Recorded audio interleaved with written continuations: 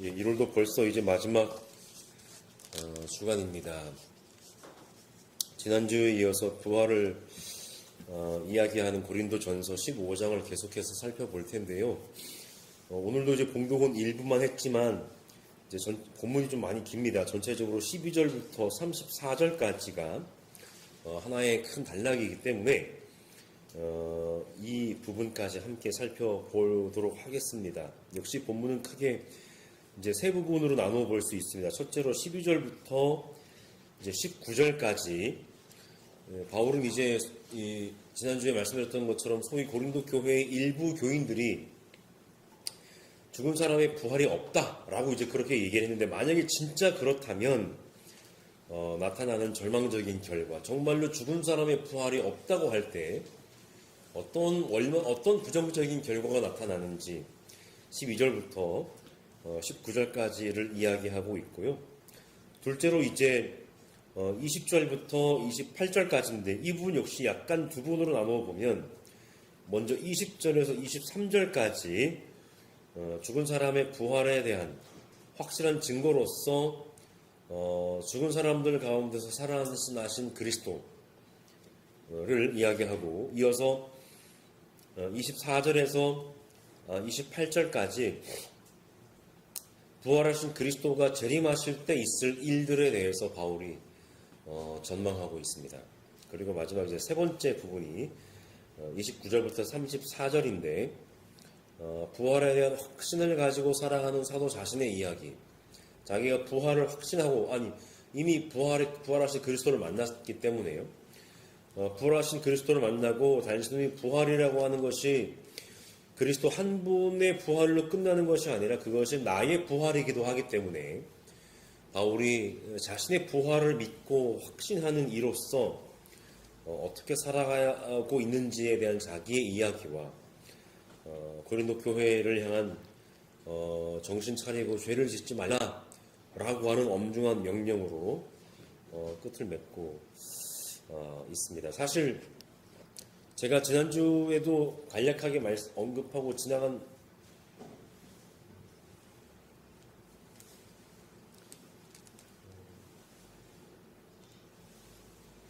기억이 있습니다만, 사실 오늘 우리가 그리스도인이라고 하는 그 명찰을 달고 이름을 가지고 살아갈 수 있는 근본적인 이유는 바로 예수 그리스도의 부활 때문입니다. 그리고 그것이 우리를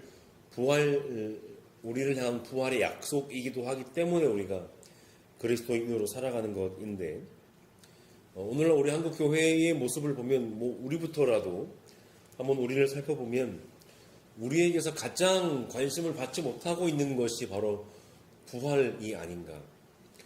도대체 부활이 무엇일까에 대한 고민이 우리들에게 없고, 그냥 성경에 나왔으니까 그냥 문자 그대로 믿지 라고 이제 얘기를 하자니, 이것을 오늘 우리 현대를 살아가는 우리들에게, 현대인들에게 성경이 전하는 부활에 가는 것을 과연 문자를 그대로 받아들이자니 부활만큼 사실은 받아들이기 어려운 복음의 주제가 없는 것 같습니다.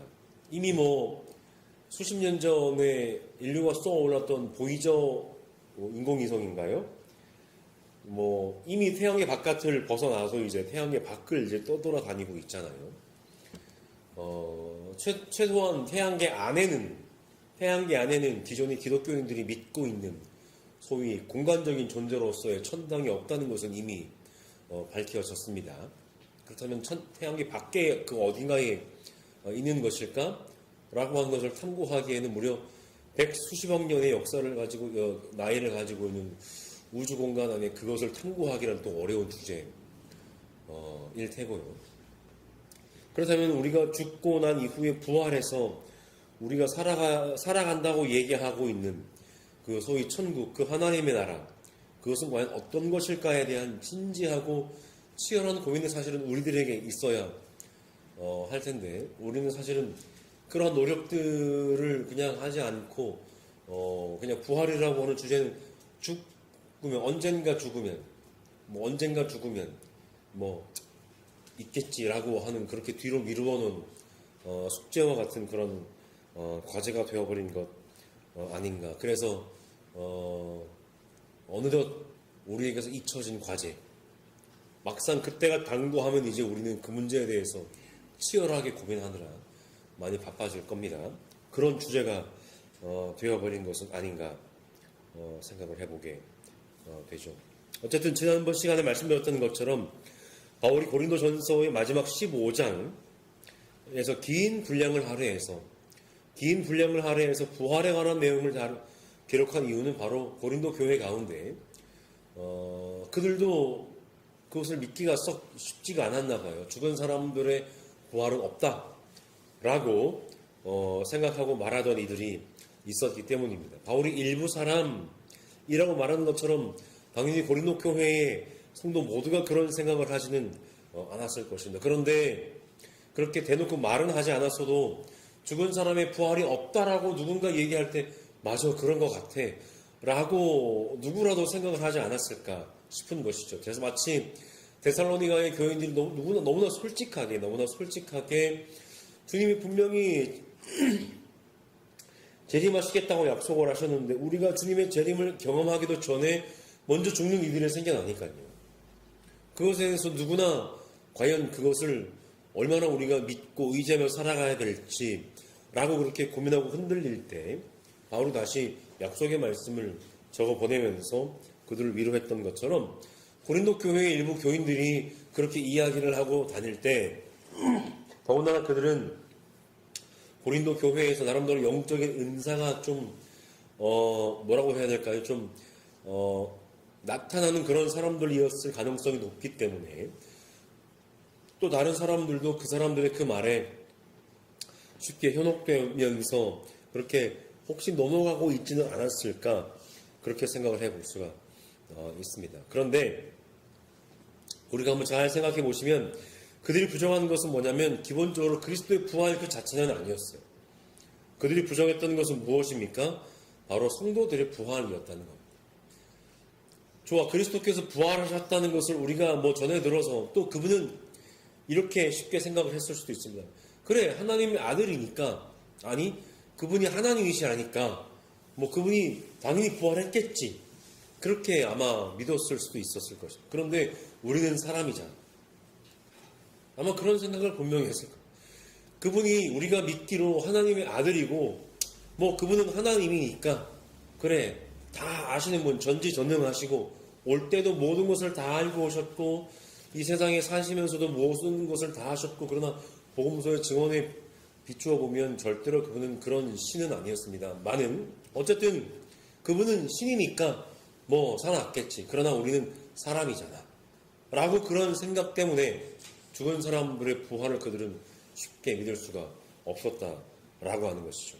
더군다나 부활이라고 하는 것은 언젠가 우리가 죽으면 겪을 것이라는 생각이 그들에게도 있었기 때문에 그것은 지금 당장 내 손에 잡히는 실체가 아니었기 때문에 더더욱 그들은 죽은 사람들의 부활이라고 하는 것, 그것은 쉽게 믿을 수 있는 무엇이 아니었다라는 것이죠.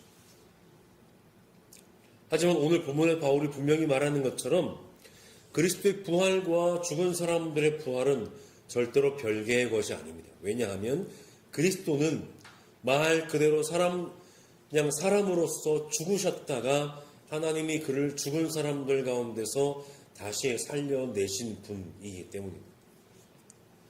그분은 모든 사람들이 죽는 것과 똑같은 죽음을 죽으셨고, 그런데 하나님이 그들을 모든 사람들과 똑같은 죽음에서 그를 살려내셨기 때문에 죽은 사람들의 부활은 분명히 있다라고 하는 것이죠. 바울이 지금 오늘 그 얘기를 하고 있는 거예요. 예수는 모든 것을 다 알고 있는 신으로서 잠깐 죽었다가 살아나는 것이 아니라 그는 모든 사람들의 죽음을 죽었고, 고린도전서 15장 1절에서 11절까지 분명히 얘기하고 있지 않습니까? 죽었고 묻혔고 장사되었고 무덤에 묻혔고, 그런데 하나님이 그를 다시 살리셨다라고 하는 것이죠. 계속해서 오늘 본문에서 바울은 고린도 교회의 그 일부가 말하는 주장을 전제로 이야기를 이어갑니다. 그들의 말 맞다나 죽은 사람의 부활이 없다면 뭐 없다고 치고 죽은 사람의 부활이 없다면 그리스도의 부활도 가짜라는 거예요. 마치 지난 우리가 성경 공부할 때 이야기 나누셨던 것처럼 소위 이제 가현설을 주장하는 사람들처럼 죽은 사람의 부활이 없다면 예수도 그냥 죽은 것처럼 보였다가 다시 살아나셨다라고 하는 것이라고 밖에는 얘기할 수가 없다는 것이죠. 왜요? 죽은 사람의 부활이 없으니까요. 그러면 예수의 죽음과 부활도 가짜가 되는 것입니다. 그러니까 이것은 무엇입니까? 적어도 그들이 부정하는 것이 죽은 사람의 부활에 한정되는 것이기 때문에 그래 아직은 그리스도의 부활을 근거로 죽은 사람의 부활을 이야기할 만한 뭐라고 해야 될까요? 기회가 있다고 바울이 생각했을 것일까요? 어쨌든 최소한 그들이 그리스도의 부활을 부정하는 것은 아니라는 사실을 활용한 수사적 표현이라고 할 수가 있겠습니다. 여러분들이 얘기하는 것처럼 죽은 사람의 부활이 진짜 없다고 칩시다. 그러면 그리스도의 부활도 가짜인 셈입니다. 라고 얘기하는 것이죠. 바꾸어서 얘기하면 그리스도는 죽은 사람들 가운데서 다시 살아나셨다는 것을 여러분들이 믿는다면 죽은 사람의 부활은 확실히 있습니다. 라고 지금 바울이 얘기하는 것입니다. 그러니까 그리스도의 부활을 믿는다면서 죽은 사람의 부활을 믿지 않는다는 것은 앞뒤가 맞지 않는 것이죠. 왜냐하면 그리스도께서는 사람의 죽음을 죽으셨다가 죽은 사람들 가운데서 다시 살려내심을 받았기 때문입니다. 그러니까 죽은 사람의 부활에 대한 확실한 증거로서 그리스도의 부활에 대해서는 이미 1절부터 11절까지 바울이 말한 바 있죠. 100번 양보해서 그리스도께서 다시 살아나지 않으셨다면 바울 일행이 복음을 선포하는 것도 또 고린도 교인들의 믿음도 헛되는 것이죠. 그러니까 두 개는 되게 동전의 양면과 같다라고 해야 될까요? 죽은 사람의 부활이 없으면 그리스도의 부활은 가짜가 되는 것이고 그리스도가 다시 살아나지 않으셨으면 바울이 선포하는 복음도 그들이 믿고 있는 믿음도 다 헛된 것이죠. 마치 동전의 양면과 같습니다. 그리스도인의 기반으로서 그리스도인으로서의 그들의 정체성의 기반이 사라져버린 것이죠. 우리가 그리스도인으로 살아갈 수 있는 것은 하나님에 대해서 소망을 가지고 살아갈 수 있는 것은 그리스도가 부활하셨기 때문이고 그것이 우리의 부활이기 때문입니다. 그것 이외에 그 어떤 것도 내가 그리스도인으로서의 정체성을 보증해주는 유일한 전거는 사실은 없습니다. 오직 그리스도의 부활입니다. 부활. 특히 이 부분에서 바울은 부활을 소망하는 그리스도인으로 정체성의 기반이 되는 그리스도의 그 부활을 문법적으로는요 현재 완료형을 사용해서 표현하고 있습니다. 그러니까 이게 현재 완료형이라는 것이 무엇이냐면 과거에 어떤 사건이 있었는데 그 사건이 단순히 일회적인 것으로 끝나서 더 이상은 효력이 없는 그런 상태가 아니라 그 과거에 일어난 그 사건이 그 효력이 지금도 계속되는 것, 나에게 영향을 미치는 것, 내 삶의 현실에 영향을 미치는 것, 이제 그것을 이제 현재 완료형이 의미하는 바 중에 하나인데, 그러니까 무엇이겠습니까? 그리스도의 부활이라고 하는 것이 분명히 과거에 어느 한 시점에 일어났어요. 2000년 전, 2000년이 채 미처 안 되는 어느 한 시점에 일어났으나, 그러나 그것은 단순히 역사적인 사건으로서의 그냥 한번 일어난 사건, 마치 예전에 어떤 위인이 어디에서 태어났다더라 어떤 그런 것처럼 그런 나와는 상관없는 하나의 역사적인 과거로서의 사건이 아니라 예수 그리스도의 부활이 오늘을 살아가는 지금도 여전히 나에게 효력을 가지고 있는 무엇입니까? 바로 하나님의 구원 사건으로서 연결되어 있다라고 하는 의미로 바로 현재 완료형을 바울이 얘기하고 있습니다. 그 당시 고린도 교인들에게도 그랬고 2000년이 지난 오늘을 살아가는 우리에게도 그렇습니다. 예수의 부활은 역사적인 사건으로서도 있었던 어떤 무엇이었거니와 그것을 통해서 나타난 그 하나님의 구원 역사가 오늘 나에게도 동일하게 약속되어 있다라고 하는 것을 믿음으로써 함께 연결되어 있는 그런 사건이라는 것이죠.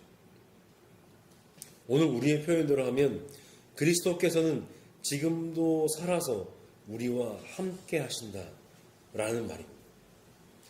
그런 의미로 긴 이야기 끝에 19절에서 바울은 이렇게 얘기하죠. 그리스도 안에서 우리가 바라는 것이 이 세상에만 해당되는 것이라면 우리는 모든 사람들 가운데서 가장 불쌍한 사람일 것입니다.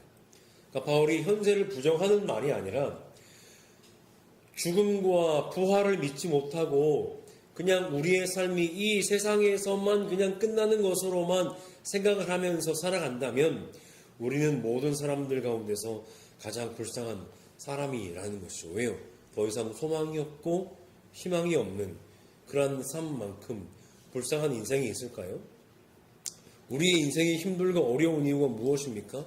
내일에 대한 약속이 없으면, 내일에 대한 소망이 없으면, 점차 나아질 것이라는 기대가 없으면 우리의 인생은 그 무엇보다 불쌍한 거거든요. 지금 힘들고 어려워도 지금 정말로 소위 말 그대로 죽을 것 같아도 내일에 대한 소망과 기대가 있으면 사람은 살아가는 것이죠. 계속해서 20절에서 바울은 이야기합니다. 그러나 이제 그리스도께서는 죽은 사람들 가운데서 살아나셔서 잠든 사람들의 첫 열매가 되셨습니다. 라고 얘기합니다. 한마디로 말씀드리면 그리스도는 부활의 첫 열매. 그리스도께서 부활의 첫 열매가 된다라고 하는 것은 어떤 의미일까요? 그러니까 혹시나 지금까지 우리는 이렇게 이해해 왔을 수도 있습니다. 그리스도가 부활의 첫 열매이시기 때문에 그때 이후로 예수를 믿는 사람들도 부활에 대한 약속을 받고 살아간다라는 이제 뜻으로 이해를 하기가 쉬운데, 물론 이제 그런 약간의 시간적인 의미도 있습니다만은 단순히 시간적인 의미라고만 볼 수는 없습니다. 마치 이제 어떻게 이해를 하면 좋을지, 이제 조만간 이제 봄이 오겠죠. 올겨울 그렇게 추울 것 같지 않다더니 갑자기 추워져가지고 한 주 좀 넘게. 그래도 봄은 옵니다. 봄이 오면 봄이 올 때 어느 한 송이인가는 수많은 이제 식물들이 이제 싹을 틔우고 줄기를 내고 하겠지만 어느 한 송이인가는 그 중에 가장 먼저 꽃봉오리가 열리는 꽃이 있을 겁니다. 분명히요. 그렇겠지만 그러나 어떻습니까? 찰나의 시간을 뒤에요. 언제 겨울이었냐는 듯 수많은 꽃이 꽃봉오리를 여는 것처럼 그것은 동시적인 사건이라고 우리가 이해해도 무방할 것입니다. 또 한 그루의 나무에 어느 한 순간인가는 가장 열매가 처음 열리는 어느 한 녀석이 있을 거예요. 수십 개의 백수십 개의 열매가 열리겠지만 어느 한 순간에는 가장 먼저 열매가 탁 생기는 녀석이 있겠지만 또 마찬가지로 언제 그랬냐는 듯 거의 동시다발적으로 온 가지의 열매가 열리는 것처럼 그것은 동시적인 사건이라고 봐도 무방할 것입니다. 그러니까 이것은 무엇입니까? 한겨울에도 생명의 역사가 계속되고 있음을 확정하는 사건으로서의 첫 열매.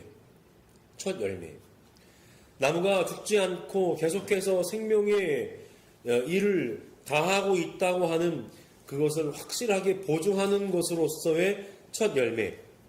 그렇다면 잠든 사람들의 첫 열매의 그리스도는 무엇입니까? 바로 죽은 사람들을 다시 살리시는 생명의 하나님이 예수를 통해서 지금도 당신의 일을 열심히 하고 계신다라고 하는 그 구원에 대한 무엇보다 확실한 보증이요, 근거요, 약속이라고 할 수가 있겠습니다.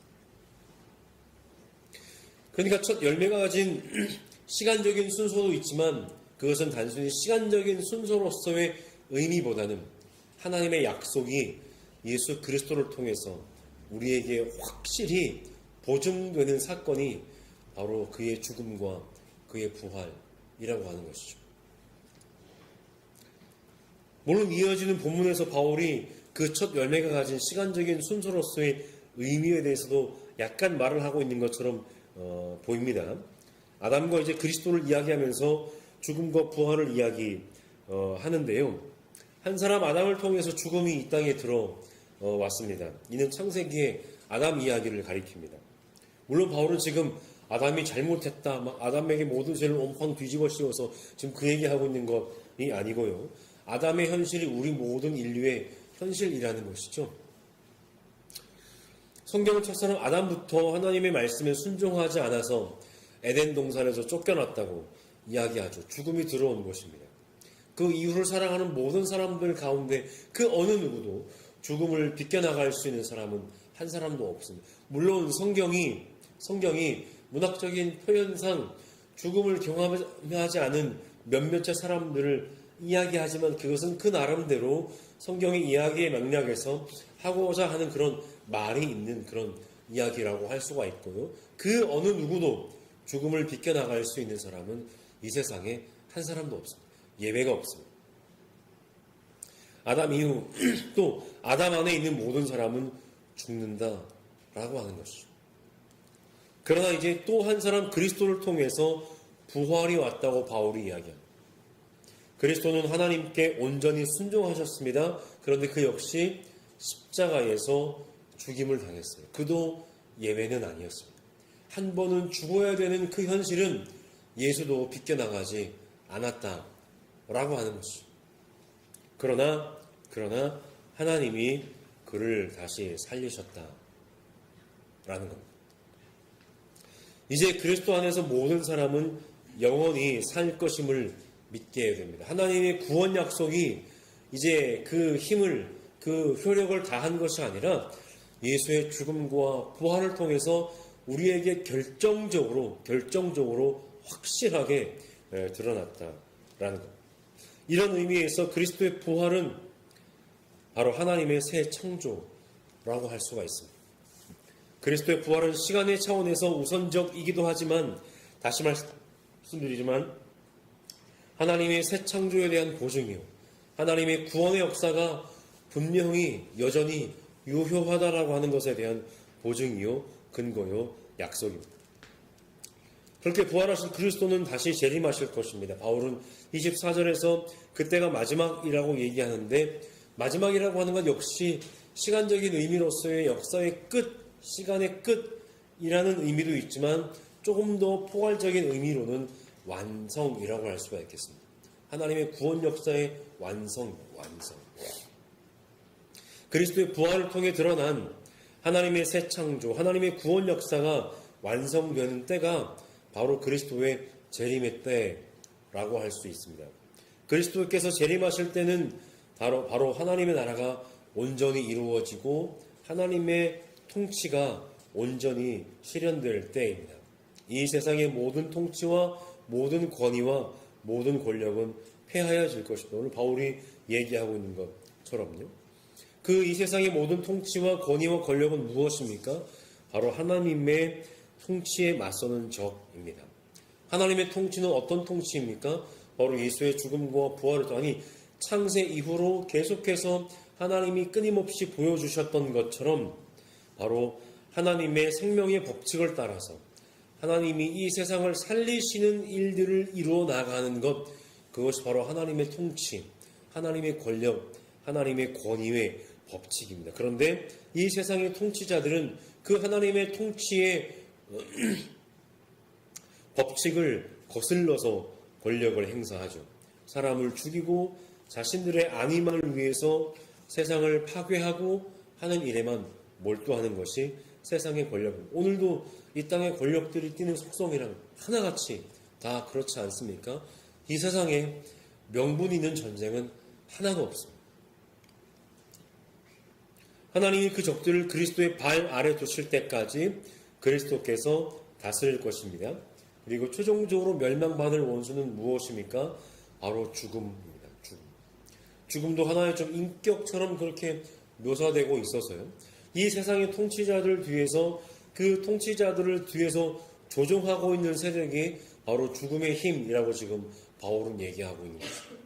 그러나 그 마지막 그 죽음까지도 최종적으로 멸망당하게 될 것입니다. 마지막으로 29절 이하에는 힘이 하나만 부활에 대한 소망을 가지고 살아가지만 사뭇 다른 두 모습이 되져됩니다. 한편에는 어떤 사람들이 있습니까? 고린도의 일부 교인들이 있습니다. 근데 그들은 먼저 죽은 이들을 위해서 이 땅에 살아있는 이들이 대신 세례를 받는 관습을 가지고 있었던 것 같습니다. 그러면 그러니까 뭔가 먼저 죽은 사람들과 관계된 이 땅에 살아남아있는 뭐 친인척들쯤 되겠죠. 가족이나 이 사람들이 세례를 받으면 먼저 죽은 사람이 이제 구원을 받는다라고 이제 그렇게 믿었던 거예요. 중세 시대 때에도 이러한 것들이 여전히 있지 않았었겠습니까? 바로 면벌부 사건의 원인이 되었던 이 땅에 남아있는 사람이 뭔가 막 공로를 하고 막 뭐 이런 것들을 하면 먼저 죽은 내 가족이 내 친척이 이제 벌을 감형을 받을 수 있다라고 하는 그런 것을 이제 빌미로 해서 사람들에게 면벌부를 판매하기 시작했던 것이 이제 바로 이제 소위 뭐 루터의 개혁의 도화선이 되기도 했습니다만은 고린도 교회에도 그런 이들이 있었다라고 하는 거예요. 이 땅에 살아남아 있는 이들이 세례를 받으면 먼저 죽은 내가 사랑하는 사람이 구원받을 수 있다라고 하는 그런 것 때문에 이제 세례를 받는 관습이 있었다라고 하는 그 마음을 왜 이해를 못하겠습니까? 그 가족을 사랑하는 마음을 왜 이해를 못하겠습니까? 살아있는 이가 대신 세례를 받아서라도 고인이 된 이들의 구원의 몫을 확보해 주고자 하는 그런 믿음이었습니다. 그러나 그것은 잘못된 믿음, 아니 잘못되었다라기보다는 나로 하여금 하나님의 은혜를 심각하게 곡해하게 만드는 그러한 원인이 된다라고 하는 것이죠. 다른 한편에는 어떤 사람이 있었습니까? 바로 그리스도의 부활을 믿고 그 부활이 자신들의 부활임을 믿는 사도 일행이 있었습니다.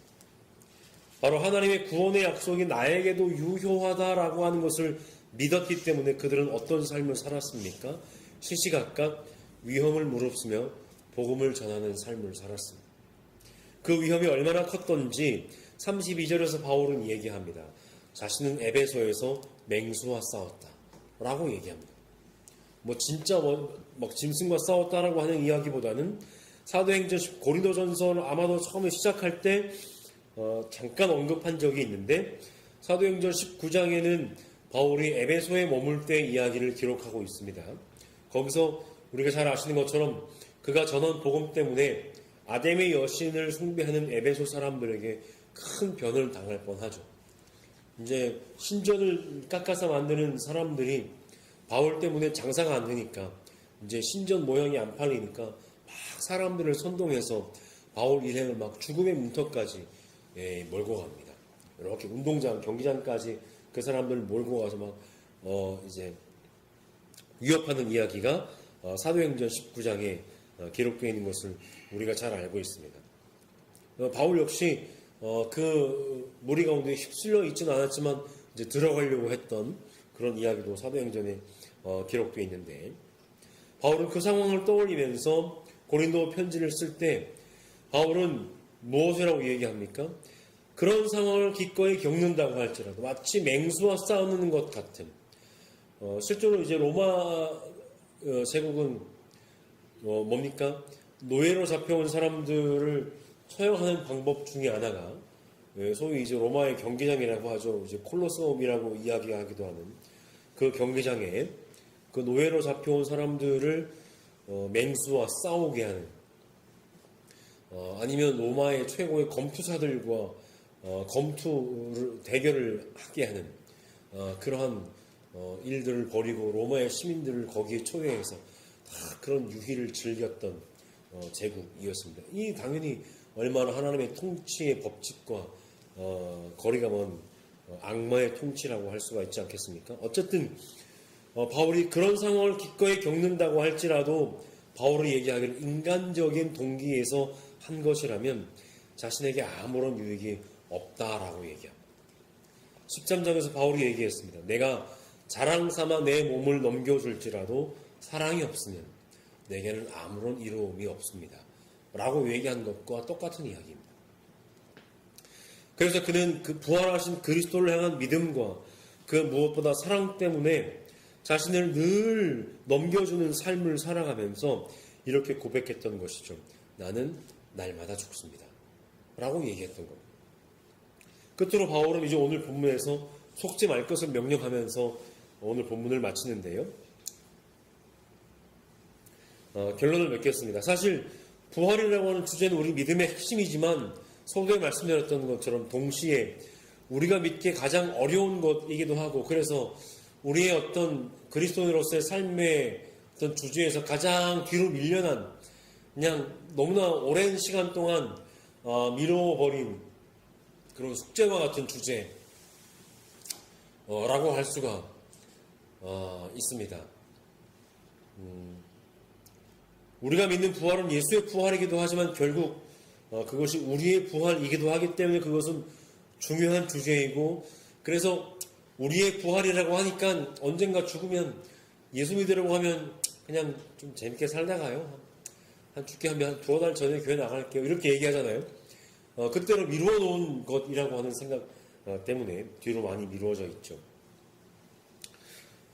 그래서일까요? 사람들은 당장 눈에 보이고 손에 잡히는 무언가를 찾기 마련입니다. 부활에 대해서도 지금 확신할 수 있는 실체 어떤 표상으로 약속받고 싶어 하죠.